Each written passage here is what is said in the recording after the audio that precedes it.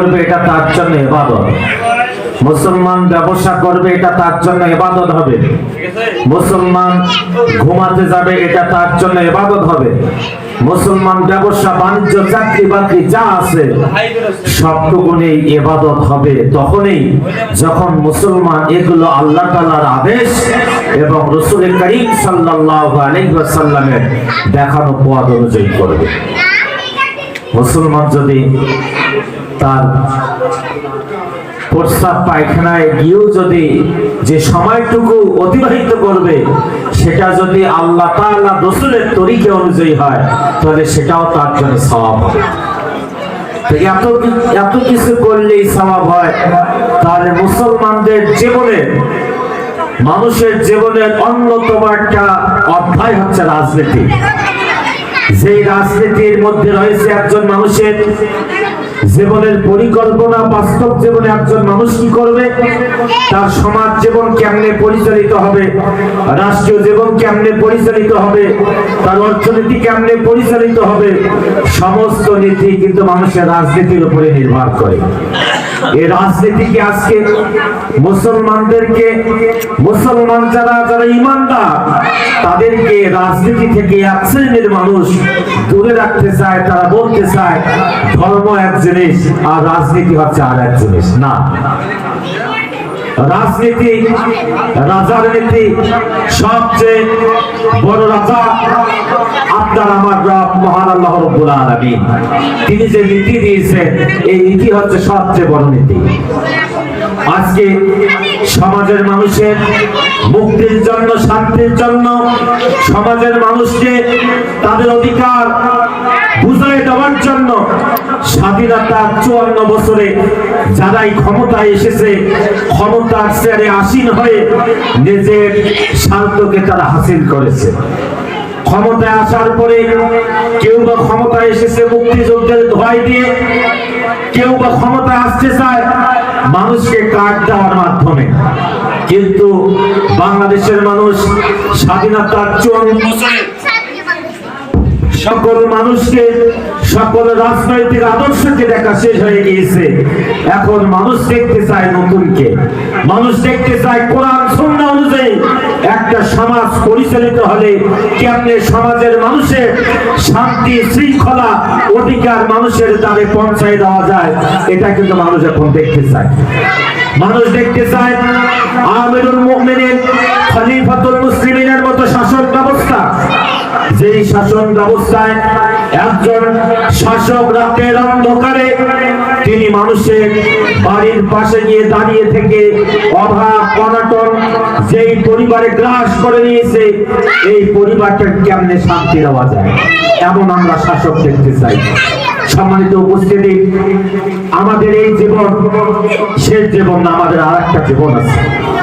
যেই জীবনে আপনাকে, আমাকে, আমাদেরকে আল্লাহ তাআলার কাছে জবাবদিহি করার জন্য ওই জীবনে আমাদের আমলনামা নিয়ে আল্লাহ তাআলার দরবারে উপস্থিত হতে হবে। কিয়ামতের ময়দানে কঠিন মুসিবতের দিন, যেই দিন কেউ কারো সুপারিশ করতে পারবে না।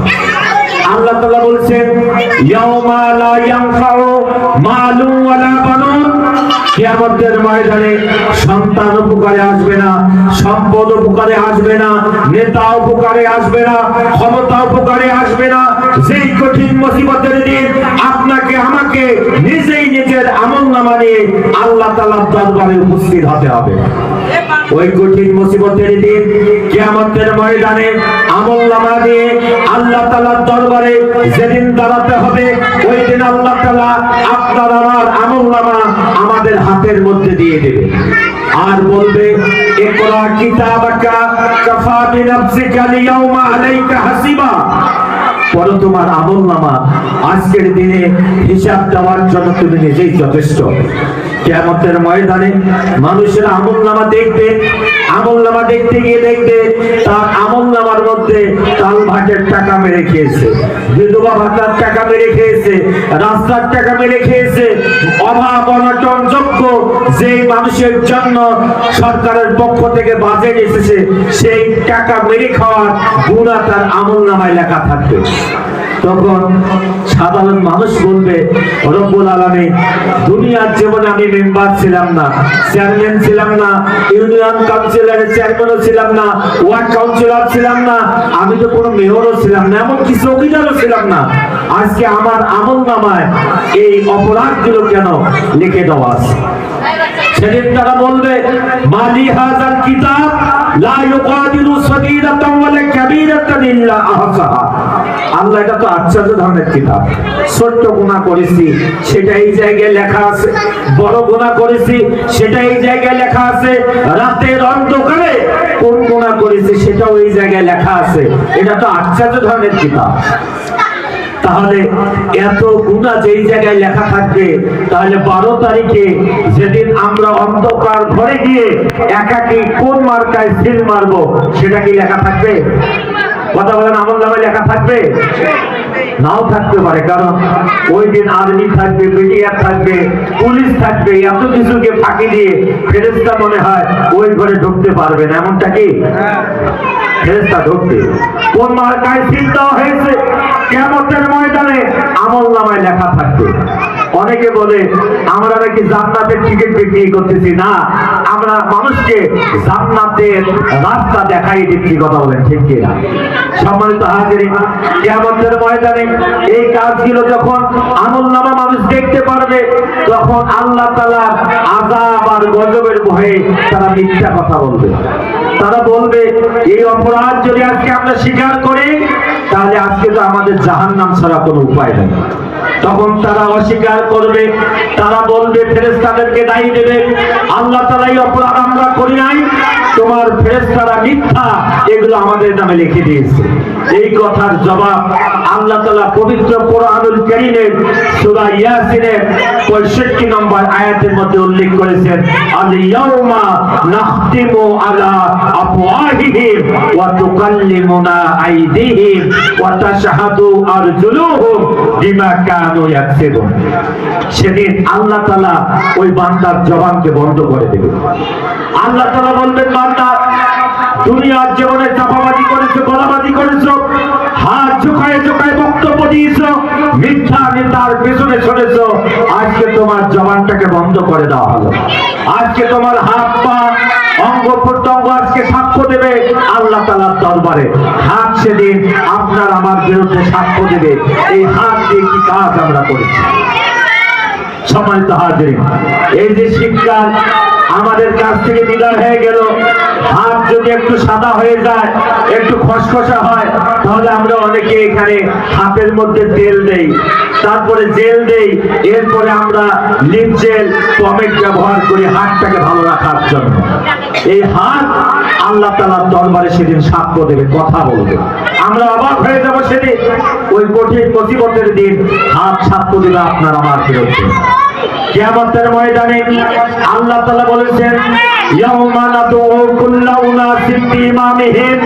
কিয়ামতের ময়দানে আজকে আমরা যে সমস্ত নেতার পেছনে ছুটতেছি, যে সমস্ত মুসারু, যে সমস্ত গাঁজাখোর, যে সমস্ত নেতা মানুষের অধিকারকে নষ্ট করেছে, যে সমস্ত নেতা চাঁদাবাজ করে চাঁদাবাজি করেছে, এই সমস্ত নেতার পেছনে আজকে আমরা যারা ছুটতেছি, আল্লাহ তাআলা বলছেন কিয়ামতের ময়দানে ইয়াউমা নাদউ কুল্লা উনাসিন বিইমামিহিম। কিয়ামতের ময়দানে নেতারা সামনে থাকবে আর কর্মীরা থাকবে পেছনে।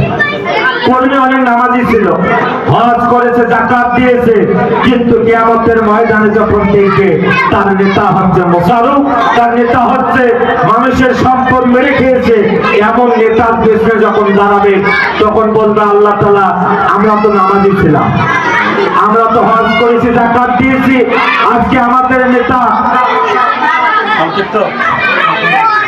আমাদের নেতা কেন আজকে মোসারু? আমাদের নেতা তো আজকে সে নামাজি নেতা না। আল্লাহ তাআলা বলবেন, দুনিয়ার জীবনে তোমরা যার আদর্শকে বাস্তবায়ন করার জন্য কাজ করেছিলা, এরাই তো হচ্ছে তোমাদের নেতা। আল্লাহ রাসূল বলেছেন, মান তাশাব্বা কওমিহি ফাহুয়া মিনহুম।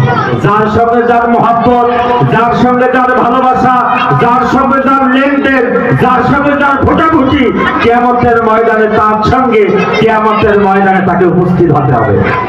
আল্লাহ তাআলা বলছেন কিয়ামতের ময়দানে ওয়ালাউ তারা ইদিল মুজরিমুনা নাকিসু রূসিহিম ইনদা রাব্বিহিম। সম্মানিত উপস্থিতি, এই জন্য কঠিন মুসিবতের দিনে জবাবদিহিতার হাত থেকে বাঁচতে হলে আপনাকে আমাকে আজকে সিদ্ধান্ত নিতে হবে যে আমরা এতদিন যে পথে ছিলাম আজকে আর ওই পথে নাই। আজকেই সিদ্ধান্ত নিতে হবে আগামী দিনে আল্লাহর জমিনে আল্লাহর দ্বীনকে বাস্তবায়ন করার লক্ষ্যে মাহবুবুর রহমান বেলাল ভাইয়ের দাঁড়িপাল্লা মার্কায় ভোট দেওয়ার মাধ্যমে প্রমাণ করতে হবে আমরা ইসলামের পক্ষে ছিলাম, ইসলামের পক্ষে আছি, ইসলামের পক্ষে থাকবো ইনশাআল্লাহ। সকলে বলেন ইনশাআল্লাহ। এই আশাবাদ ব্যক্ত করে আমি আমার সংক্ষিপ্ত কথা এখানে শেষ করলাম। আসসালামু আলাইকুম ওয়া রাহমাতুল্লাহি ওয়া বারাকাতুহু। খুশি হয় যেখানে সেখানে ভোট দেব না ভাই, এবার যেখানে সেখানে ভোট দেব না ভাই। তোর মাথাতে কাঁঠাল রেখে খাইলো চিরকাল, ভোটের দাবার গুটি হয়ে চলবি কত কাল, ঠিক না? তোর মাথাতে কাঁঠাল রেখে খাইলো চিরকাল, ভোটের দাবার গুটি হয়ে চলবি কত কাল।